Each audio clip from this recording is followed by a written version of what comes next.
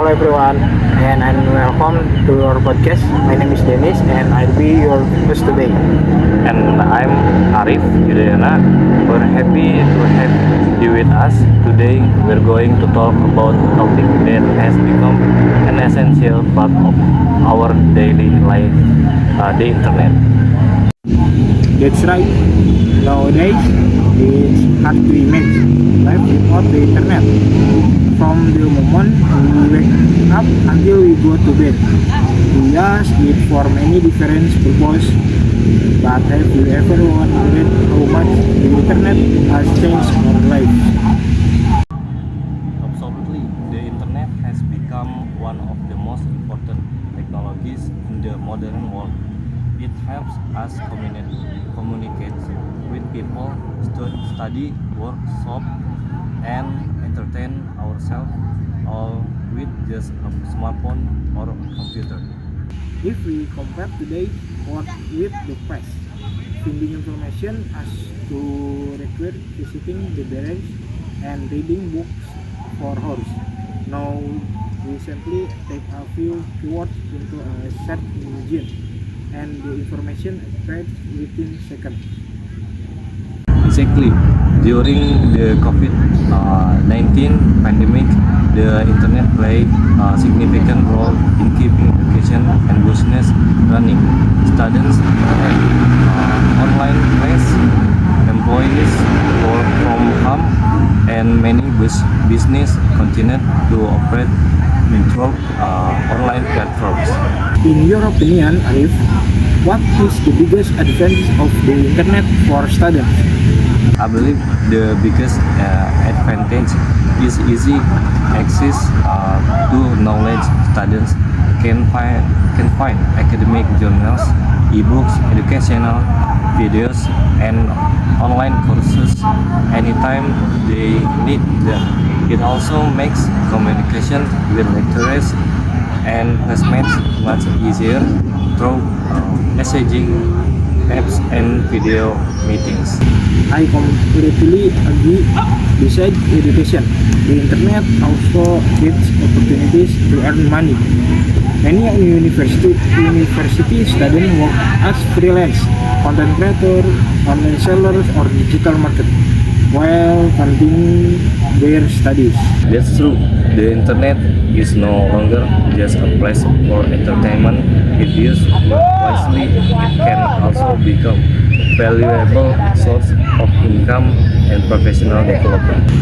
However, despite all these benefits, the internet also is disadvantage. What do you think are the biggest challenges? One of the biggest problems is internet addiction, especially social media addiction. Many people spend hours scrolling through social media without realizing how much time they have wasted. This can reduce productivity and affect academic performance. Another major issue is misinformation or fake news. Not everything we read is true. That's why it's important to verify information before believing it or sharing it with others. Exactly. We should always check whether the information comes from reliable source and compare it with other trustworthy websites before making conclusions. There is also the issue of online security. Many people share personal information careless, such as phone number, password, or verification code. This can lead to scam or identity theft. That's why we should ask strong passwords, enable two-factor authentication, and avoid clicking suspicious links from unknown sources. So, Arif, what are some ways we can use the internet wisely? First, we should manage our screen time and avoid spending too much time on social media. Second, we should use the internet for productive activities such learning new skills, studying, or developing our careers. Third, we should always respect others and practice good digital etiquette when communicating online. I would also add that it is important to maintain a healthy balance between online and offline life. Spending time with family, exercising, reading books, or enjoying hobbies without digital device is equally important. I completely agree. The internet is an amazing tool when used responsibly.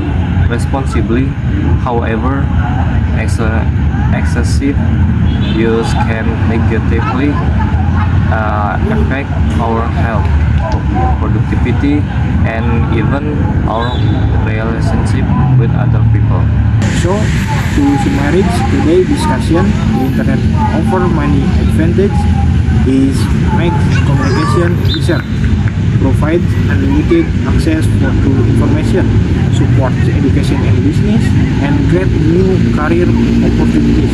However, we must also be aware of its rise, including education, fake news, cybercrime, and privacy issues.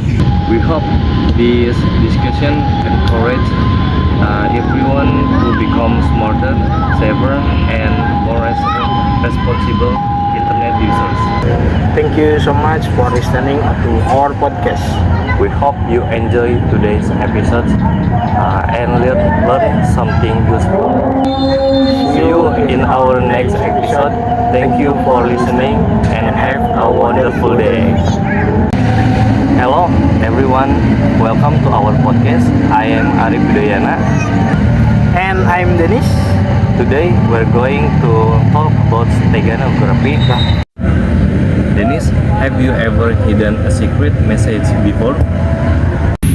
Not really, but that's basically what steganography is about. It's a technique for hiding a secret message inside another life, like a picture, an audio file, or a video. So, instead of locking the message behind it, Exactly, that's the difference between steganography and cryptography. Cryptography is change the message into unreadable code, while steganography hides the message so one won't know it's it. that's interesting. Can you give us an example? Sure, image I send you a picture of a beach. It looks like a normal photo, but inside the image there's a hidden message that says meet and HDM. Anyone else will only see the beach photo. Wow, so the message is invisible unless you ask special software. That's right. Only someone with the correct program or methods can find and read the hidden message. How does the computer hide the message? It uses special algorithms. One popular method is calling Rate Significant Bit or LSB. It changes very small parts of the image data. These changes are so tiny that people can notice and difference. So the picture still looks exactly the same. Yes, that's why steganography is so effective. Where is steganography used? It has many uses. Companies use it to protect copyrights by adding hidden digital watermarks to image and video. It can also be used to send confidential information security. Can it be used together with encryption? Definitely, many people first encrypt the message and then hide it inside a file. Even if someone finds the hidden message, they still can without the description key. That sounds much clever, but are there any disadvantages? Yes, one disadvantage is that the file can only hold a limited amount of hidden data. Also, if the image is comparison, resize or instead hidden message be separated. So, choosing the right file is important. Exactly, the quality of the scopper file and the hiding methods would affect the result. Before we finish, let's summarize what we've learned today. Steganography is the process of hiding secret information inside digital file, such as image, audio, video, or document. Unlike cryptography, which hides the content of message, steganography hides the existence of the message itself. It is useful for secure communication, copyright protection, and improving data security. We hope this episode helped you understand the basics of steganography. Thank you for listening. See you in the next time. Goodbye, everyone. Bye.